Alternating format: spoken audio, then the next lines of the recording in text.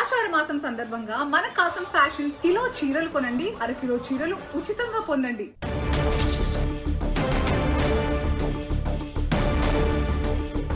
Breaking news చూస్తున్నాం. మధ్యాహ్నం 12:30 సీజేపీతో కేంద్రం రెండో విడత చర్చలు జరపబోతుంది. కాన్స్టిట్యూషన్ క్లబ్ లో జరగబోతున్నటువంటి ఈ మీటింగ్ కు కేంద్రం తరపున మంత్రులు జేపీ నడ్డా, జితేంద్ర సింగ్, సీజేపీ నుంచి అశుతోష్ రాంకా, సౌరభ్ దాస్ హాజరు కాబోతున్నారు. కేంద్ర మంత్రి ధర్మేంద్ర ప్రధాన్ రాజీనామాకు సీజేపీ పట్టుబడుతుంది. రాజీనామా చేసే వరకు ఆందోళన కొనసాగుతాయని సీజేపీ ఇప్పటికే ప్రకటించింది. కేంద్రం తీసుకునే ఈ చర్యలను ఈ సమావేశంలో సీజేపీకి వివరించబోతున్నారు కేంద్ర మంత్రులు. ఇదే అంశానికి సంబంధించిన పూర్తి డీటెయిల్స్ మా కరెస్పాండెంట్ గోపి అందిస్తారు. గోపి,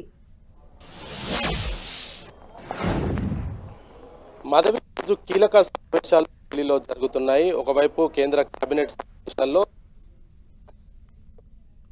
చర్చించేందుకు సిద్ధమైంది. మరోవైపు ఇటు టీజేపీ నేతలతోటి రెండవసారి చర్చలకు కేంద్రం ఆహ్వానించడం జరిగింది. అయితే జంతర్ మంతర్ వేదిక వద్దకే రావాల్సిందిగా కూడా సీజేపీ నేతలు కోరిన నేపథ్యంలో ఈ రోజు ఇటు జేపీ నడ్డా నివాసం కాదు, అదేవిధంగా జంతర్ మంతర్ లో కాకుండా ఈ యొక్క మీటింగ్ కాన్స్టిట్యూషన్ క్లబ్ లో ఏర్పాటు చేయడం జరిగింది. మరి ఇప్పటికే కేంద్ర ప్రభుత్వం తీసుకుంటున్న చర్యల పైన, అదేవిధంగా నిన్న ప్రధాని ఏదైతే రాత్రి ఒక వీడియో సందేశం పంపించారో దాంట్లో ఉన్న సారాంశాన్ని కూడా బీజేపీ నేతలకు కేంద్ర పెద్దలు వివరించనున్నారు. ముఖ్యంగా చనిపోయిన కుటుంబాలకు నష్టపరిహారం విషయంలో, అదేవిధంగా విద్యా వ్యవస్థలో మార్పులు కోరుకుంటున్న సీజేపీకి అనుకూలంగా ఏదైతే నూతన చట్టాన్ని కూడా తీసుకొచ్చేందుకు కేంద్రం ఎటువంటి ప్రయత్నాలు ప్రారంభించిందన్న దానిపైన కూడా ఈ రోజు సీజేపీ నేతలకు వివరించున్నారు. ముఖ్యంగా ఈ రోజు కేబినెట్ లో ఏదైతే ముసాయిదా బిల్లును పెడుతున్నారో విద్యా వ్యవస్థలో సంబంధించిన అంశంలో పేపర్ లీకేజ్ కి సంబంధించి కావచ్చు, లేదా ఇతర కాంపిటీషన్ ఎగ్జామ్స్ కి విషయంలో ఇన్స్టిట్యూట్స్ కానీ కాలేజీలు కానీ